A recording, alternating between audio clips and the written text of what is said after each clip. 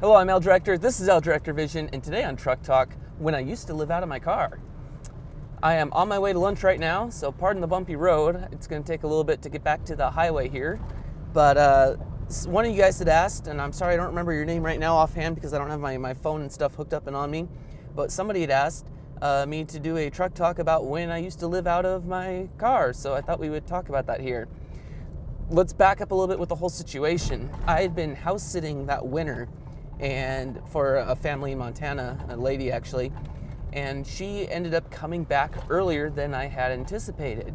And so I found myself basically with nowhere to go at that point. I hadn't anticipated her coming back when she did, and it's like, where am I gonna go? Where am I gonna live?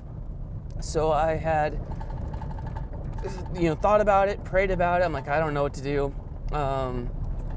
At this point, the camper or the trailer I'd moved into in Montana initially, because when I moved to Montana, I actually lived in a trailer, sorry, bumpy road here, on the boss's property, and that worked out pretty well, but that trailer was gone, I believe, by that point.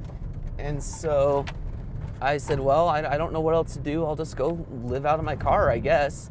And I had a gym membership at the Kukanusa gym, and so I could shower there on the weekends before church and things. And then during the week, I would just shower at work because we worked out of my boss's house, and so that worked out really well. So I was just like, all right, fine, whatever, I'll go live out of my car. And so I drive off to find a campground to go, stay at for a while. And the one I really liked was called Murphy Lake Campground, kind of out there just a little bit past Fort Tyne, and it was great and all, except I was like, man, this is taking forever to set my tent up, because I had a big green Cabela's tent that my family had used when we were camping growing up, and I always kept it in my car for emergencies. And so I'd set up the tent that first night, and I was like, this is just ridiculous. This takes way, way, way too long. And so I decided the next night that I was going to actually just sleep in the car and see what that does, kind of a thing. And so I did, and I'm like, okay, that works out pretty well. Well, that weekend I ran into a couple from church, the Rankins, and they offered me to come stay with them. And they said, we have a guest bedroom, you can come in, but your dog has to be tied up outside. And I'm thinking, this is not going to be good. But I tried it out, and that night I went inside their house and in the guest bedroom, and Keeper was outside and just was howling and howling. And I thought, nobody's ever gonna get any sleep this way. So I went out, I untied her, and we just slept in the car that night again. I said, well, if I'm gonna sleep in the car, there's no point in me driving all the way up here to where these people live. I might as well just go back to my campground. So I went back to the campground, and the only bad thing about the camp is that I didn't want to leave my tent set up all day, especially if I wasn't going to be there to pick it up. So I thought, okay, I got to stay sleeping out of the car. But by doing that, there was no way to reserve the camp spot itself for me. And so I'd be splitting firewood and stuff at night, and I could come back the next day and find that somebody else was there in my spot using my firewood. I said, well, this isn't going to cut it either. I need to find something that's a little bit more off the beaten path if I'm going to make this work. And I'm still working during the week, of course, so that was good. I had money, had my cell phone, and all that. I could afford food at first. And so finally I found this other camping spot, which is the one I ultimately settled down in. And that one is kind of halfway between Murphy Lake and Martin Lake, and there's a little pole out there where people go and shoot guns sometimes. And I said, this is perfect. The only drawback is there's no water there, so I had to start porting in my water. I had these 2-gallon-sized apple juice containers, and I'd go and I'd fill them up with lake water, the dog getting the unpurified, and then I would filter it for myself with a pump filter. And it just became part of our evening routine. I would get off work, I would shower. Make sure there's no cars here. Back onto the highway, this should be a lot better for you guys. I'd get off work, I would shower, and then we would drive to Martin Lake, pump the water, Murphy Lake, pump the water, and then head to our campsite halfway between the two lakes. Well, about a week or so after I lost the house that I had been staying in, I actually ended up losing my job too. They couldn't afford to keep me on anymore. So now I found myself not only homeless in the mountains and having to live out of my car, but also jobless as well.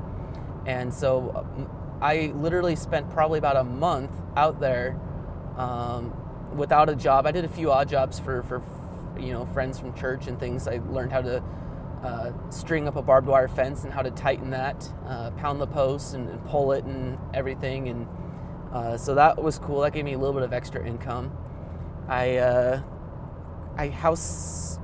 dog sat for some other people once, and that gave me like a weekend staying there. But yeah, I basically lived for about a month out of my car in the mountains in Montana. And it was really cool because you get yourself into a system and into a routine. So you wake up in the morning, you're like, okay, what do I need to do today? And so I look over in the back seat where I had a little ice chest, and I'm like, okay, well, the food level's looking seriously low, so I need to go into town and get food today. Or, if I didn't have a lot of money for food at that point, because I hadn't been working in a while, then go fishing. So I knew where the lakes were where I could go catch fish. But of course that takes gas, especially coming from where I was at and things. And so there was a lot of things I had to think about and plan about. I ended up building a fire pit, a fire ring for cooking. I had a grate that I could throw on top to grill things, because I did kill a few turkeys, and I could cook the turkeys up that way. I had a shed I made because it was raining. This was in April, and April in Montana is extremely wet. So I made like a lean-to basically. That became my wood shed. And so underneath the lean-to, I would have my firewood that I'd been cutting down. I had a big bow saw, and I could cut trees down and stuff like that. And then the other thing I did, I thought this was very clever, is that I didn't want people coming into my little camp spot because it was an unofficial campsite, and I didn't want it to be disturbed and things like that. And so actually near the end of my experience out there, I had to go to Florida for my brother's wedding. And so that was kind of weird, being the homeless mountain man and getting on an airplane and going to Florida and things like that. That was an experience unto itself. But I didn't want people to disturb my campsite while I was gone. And so I ended up chopping down a tree, or cutting down a tree with my saw, and laying that across the road, the little turnoff into my site. And then I could just drag it, and I called that my garage door, and that kept people out. It worked out really well too. And so I would do it at night. I would come into my site and pull it down behind me, and then when I leave in the morning, I would, pull it behind me as well. And so nobody could get in as long as I was there or wasn't there even. And that worked out pretty well. Sleeping in the car is something that took some getting used to at first, I'm not gonna lie. Eventually you come up with a routine. So Dog's got her little bed in the back and things, and I would recline my seat back, and I would always sleep on the passenger side so my feet weren't kicking into the pedals and things like that. And that actually worked out pretty well.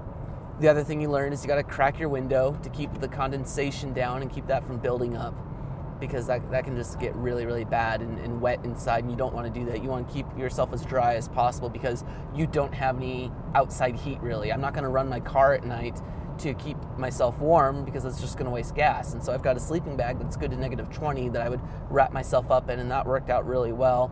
I had this fleece hood I would pull over my face, my head and my face to keep my head warm. I did have a pillow, and so it works.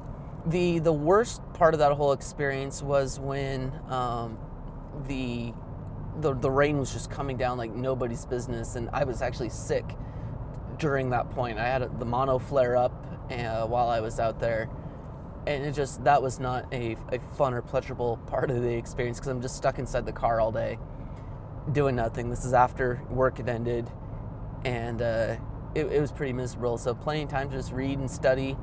I did have a voltage adapter or an AC adapter hooked up from my cigarette lighter to my laptop, and then from the laptop I could also power my cell phone.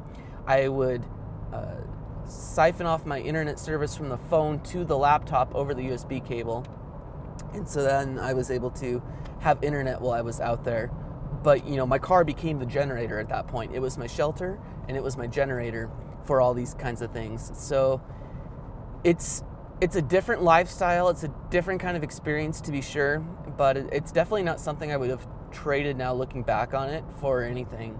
I learned so much during that 1 month that I was out there that it really made the wilderness into a second home for me. I did not feel homeless while I was living out there, even though I know I was, but the wilderness became my home. I think if I'd been living in a city and camping out in Walmart parking lots and things like that, I would probably feel a little bit more destitute, but given just the circumstances, I was actually able to live out there, and that was cool. You know, you come into town, you do your odd jobs, you come home with a meal that night. I wasn't hungry. I still smelled good because I had my Kukanusa gym membership where I continued to bathe and shower. I could catch fish, you could hunt. I think if I had ended up staying out there any longer, I probably would have ended up building a cabin. I'm running low on time here and I'm almost into town, so let me wrap this up. Why I'm not living there anymore. So I'd been fishing with a buddy one day, and as I'm driving home that night, it's about 11 o'clock at night, I'm driving home from the lake back to my campsite, and my car blew up. I hear this come from underneath the hood. I thought, what is up with this? And long story short, I'd thrown a rod, and so the car was toast. The real irony to all this is that I had just received my final paycheck from the job I'd moved to Montana for in the first place. And so I had like, I don't know, $1,200 or something like that, that I said, okay, with this money, I'm going to try to make it to Florida. And so I was going to, the very next day, drive all the way down to Florida. I was going to start up a martial arts school, teaching parkour and the martial arts, and just see what I could do with myself, because I knew that living in the mountains was going to be tough as far as trying to, you know, keep work going and things like that. I didn't want to just be mountain man forever. So the car blows up the night I'm thinking about moving to Florida the next day, and I'm like, all right, God, is this my time to go play mountain man the rest of my life, or you know what? And very clearly I heard him tell me, not yet, I still have a work for you. I said, okay. And so what do I do? And so I ended up running into that same family that had let me stay with them before, only now they let me stay in a camper that they had, and I actually ended up buying the camper from them, and that's how then I ended up in the camper and then on the property of another family from the Eureka area, and I was able to do some odd jobs on my computer and get in touch with people, and ultimately a series of events brought me to where I'm at now, where I've got a very nice job, making pretty good money. Obviously I've got a nice truck now and things like that, which is cool. Still doing the stuff I love. Still, I get my 3-day weekends, which is nice. I get to go off and go play and still do all that kind of stuff. But that's why I'm actually no longer in the mountains now, is because very clearly God said, no, I still have a work for you. And when you're out there alone at that point and without the car, I would have needed to, the car could have still been a shelter to me, but it would have no longer been a generator. So the only way I could have made living like that work would be to go completely off grid. And that takes a lot of time to do. It's not just something you can say, oh, I think I'm gonna go be off grid now. It takes a little bit more prep work and preparation to get to that point. So anyway, for you that asked for the video about me living out of my car for Truck Talk, I hope this has satisfied your curiosity. Is kind of far. I hope this has satisfied your curiosity as far as what that was like. And again, leave me ideas for future Truck Talk episodes. Man, I'm getting hungry. I'm slurring my speech. Leave me ideas for future Truck Talk episodes in the comment section below, and we will definitely be trying to get to those here soon, because I need ideas as far as stuff to talk about. I'm L Director. This is L Director Vision, and you've been watching Truck Talk.